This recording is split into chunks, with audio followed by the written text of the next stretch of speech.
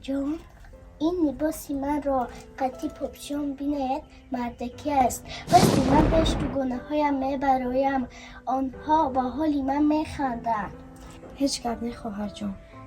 لباس مرا بین، گندگی، دریدگی، پاپوشی های مرا بین، مردکی. حاضر رفته خونه میدرویم. همه که گشته شدن بعد خودمون میگردیم.